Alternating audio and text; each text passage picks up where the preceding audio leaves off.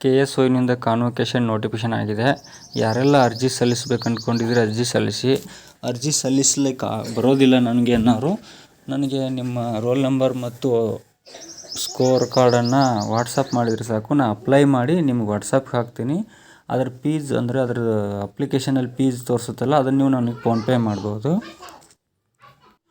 Convocation ನಾನು application ಸಲ್ಲಿಸಬೇಕು. ಅಲ್ಲಿ KSOಗೆ ಹೋಗಿ ಹ್ಯಾಟ್ ಅದು ಹಾಕ್ಕೊಂಡು ಈ ರೀತಿ ನಾನು ಒಂದು ಪ್ರಮಾಣ ಪತ್ರ ತಗೋಬೇಕು ಅಂತ ಯಾರಿಗೆಲ್ಲ ಆಸೆ ಇರಲ್ಲ, ಎಲ್ಲರಿಗೂ ಆಸೆ ಇರ್ತದೆ. ಈ ಥರ ಸರ್ಟಿಫಿಕೇಟ್ ತಗೋಬಹುದು. ಈ ಥರ ಕಾನ್ವೊಕೇಷನ್ಗೆ ಅರ್ಜಿ ಸಲ್ಲಿಸಿ ಘಟಿಕೋತ್ಸವಕ್ಕೆ ಹಾಜರಾಗಿ ಪ್ರಮಾಣ ಪತ್ರವನ್ನು ಪಡೆದುಕೊಳ್ಳಬಹುದು. ಯಾರೆಲ್ಲ ಪ್ರಮಾಣ ಪತ್ರ ಪಡೆದುಕೊಳ್ಳೋರು ಇಷ್ಟ ಇದ್ದರೆ ಅರ್ಜಿ ಸಲ್ಲಿಸಿ. ಈ ನೋಟಿಫಿಕೇಷನ್ ಲಾಸ್ಟ್ ಡೇಟ್ ಯಾವಾಗ ಅಂತ ನಾನು ಎಲ್ಲ ಹೇಳ್ತೀನಿ ನೋಡಿ. ಈಗ ಇದು 20ನೇ ವಾರ್ಷಿಕ ಘಟಿಕೋತ್ಸವ ಅಂಥೇಳಿ.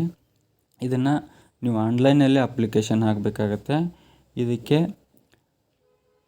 ಪದಕ ಪಡೆದಂಥವರು, ನಗದು ಪುರಸ್ಕೃತರು, ಪ್ರಥಮ ದರ್ಜೆಯಲ್ಲಿ ಉತ್ತೀರ್ಣ ಅಥವಾ ಸ್ನಾತಕೋತ್ತರ ಮತ್ತು PhD ವಿದ್ಯಾರ್ಥಿಗಳಿಗೆ 1200 ರೂಪಾಯಿ ಫೀಸ್ ಇದೆ.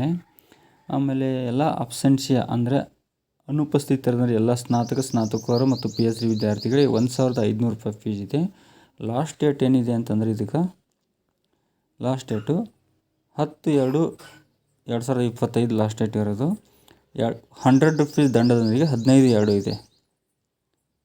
100 ರೂಪೀಸ್ ದಂಡ 10/2/2025 ಒಳಗಾಗಿ ಅಪ್ಲಿಕೇಶನ್ ಹಾಕಿದರೆ ಯಾವುದೇ ಫೈನ್ ಇಲ್ಲ.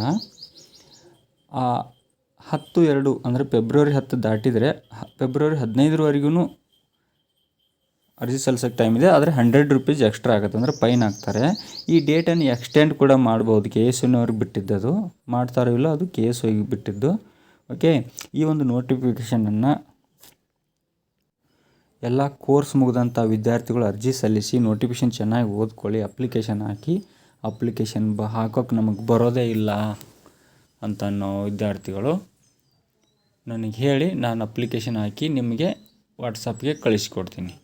ಓಕೆ, ಆವಾಗ ನೀವು ಅದರದ್ದು ಫೀಸ್ ಶುಲ್ಕ ಎಷ್ಟಿದ್ರು ಅಷ್ಟೇ ಕಳಿಸ್ಕೊಡಿ, ನನಗೇನು ಎಕ್ಸ್ಟ್ರಾ ಕೊಡಬೇಡಿ. ಅದರ ಫೀಸ್ ಎಷ್ಟಿದೆಯೋ ಅಷ್ಟೇ ನನಗೆ ಕಳಿಸ್ಕೊಡಿ. Okay, thank you.